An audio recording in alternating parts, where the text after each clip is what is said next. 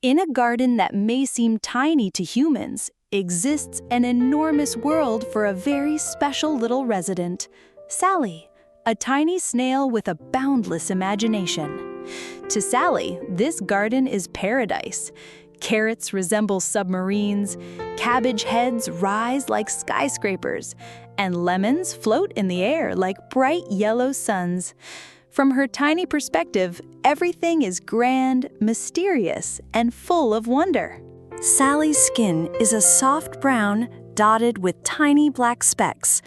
Her shell spirals in perfect coils, blending from light brown to deep orange and ending in a jet black center, like a miniature oil painting gifted by nature.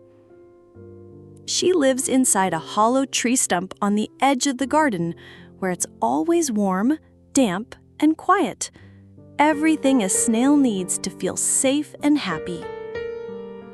Sally's cozy little home has a soft leaf bed, a mossy pillow, and a table made from an acorn cap. Pebbles serve as chairs, and small holes in the bark let her peer out into the vast garden, a place where every day brings a brand new adventure. The days in the garden can get quite hot, especially during summer afternoons when the sun is high.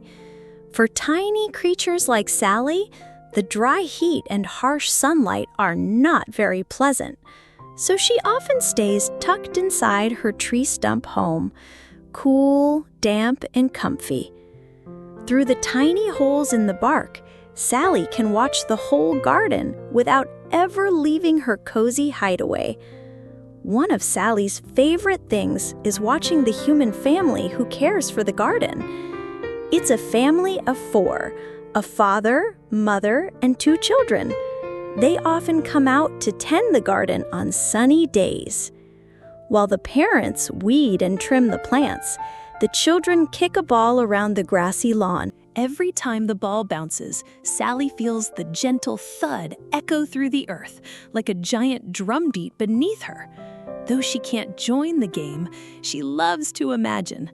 If only she were big enough, she'd swing her tail and score a goal, with cheers ringing out across the garden. She's also grateful when the parents clear the weeds. It makes it easier for her to move about without getting tangled in messy vines. And when they water the plants, Sally is mesmerized watching droplets roll off leaf edges, landing in sparkling puddles on the ground. If the afternoon light hits just right, those droplets form a faint, shimmering rainbow, magical and mysterious, like a secret treasure hidden in her snail-sized world. Today is a wonderful day for Sally because it's raining. Not a heavy downpour, but a soft drizzle that whispers to the soil. For a little snail like Sally, this is perfect weather for exploring the garden without worrying about drying out or overheating. Early in the morning, while the rain still falls gently, Sally wakes up, buzzing with excitement. She wraps up a tiny breakfast inside a soft leaf, her version of a picnic pack. The leaf is neatly folded into a miniature pouch. Carefully, she slides out of her home and finds a round stone to sit on while she eats. A gentle breeze rustles the leaves above, making the flowers sway like they're greeting her. As Sally eats, she gazes around at the peaceful scene. She feels lucky to enjoy her garden during this soft, refreshing rain. After breakfast, her adventure begins. Today, she discovers 3 new kinds of flowers she's never seen before. Her eyes sparkle with curiosity and joy.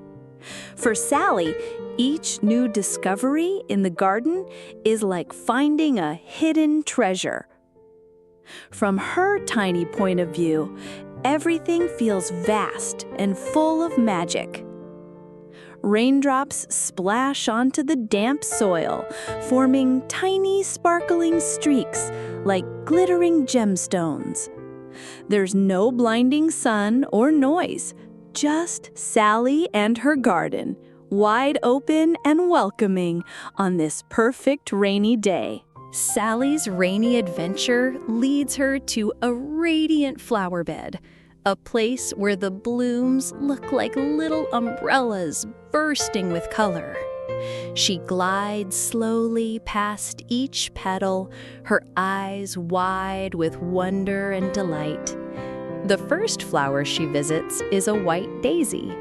Its petals are evenly spaced around a golden center like little sunbeams. Sally pauses beneath the bloom, bowing gently under the weight of the raindrops, and whispers, "Hello, Daisy. You look like a tiny lantern in the garden." She gently touches a petal, soft as cotton and cool from the rain. Next, she approaches a towering sunflower. "Oh my, you're so tall," she gasps, looking up at the flower reaching for the sky. The sunflower stands proudly, its bright yellow petals gleaming like a sunbeam soldier. Sally explores the base of its stem and discovers a scattering of fallen seeds, likely a feast for birds later in the day. Finally, she finds a bush of deep red roses. Their petals curl in soft layers, holding shimmering raindrops like crystals. But unlike the others, roses have small thorns guarding them. Sally whispers gently, "You're so beautiful, but you must be respected too." She carefully circles around, avoiding harm, both to herself and to the rose. In Sally's heart, every flower has its own personality. Daisies are gentle, sunflowers are brave, and roses are graceful yet guarded.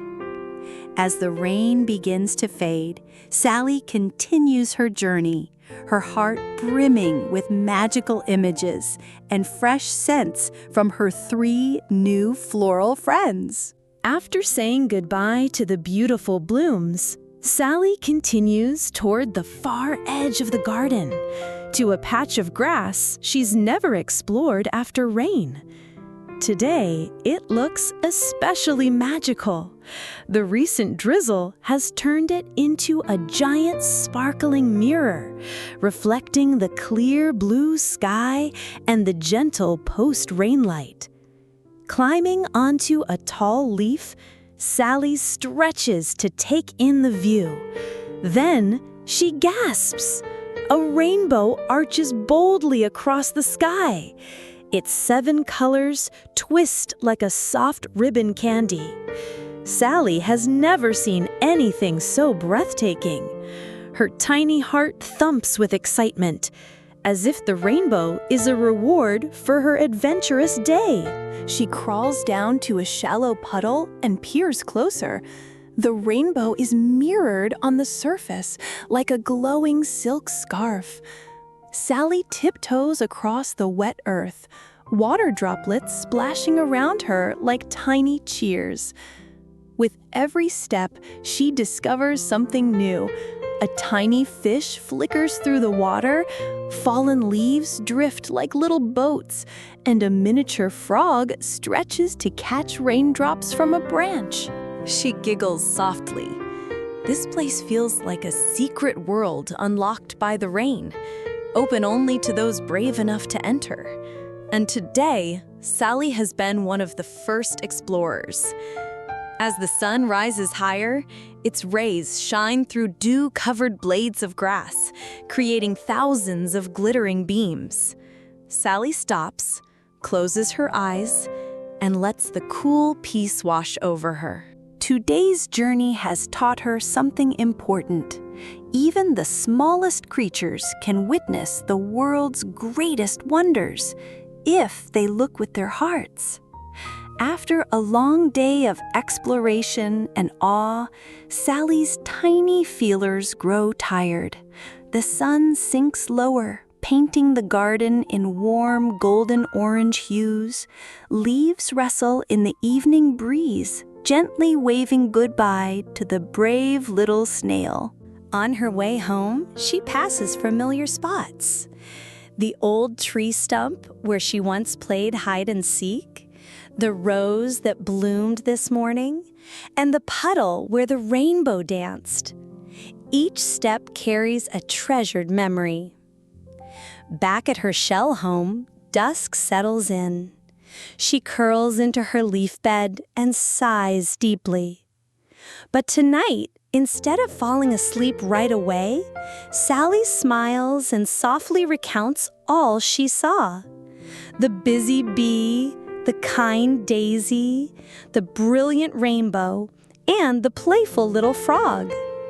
Somehow, her shell now glows with the stories she carries inside. She gazes at the inner wall of her shell, where she marks her travels with tiny etched lines. Today, she adds a long, winding arc, a symbol of the farthest she's ever ventured, the wonders she's discovered, and the rain-kissed beauty she's felt. She whispers, "Tomorrow I'll go again. Who knows what other magic I might find?"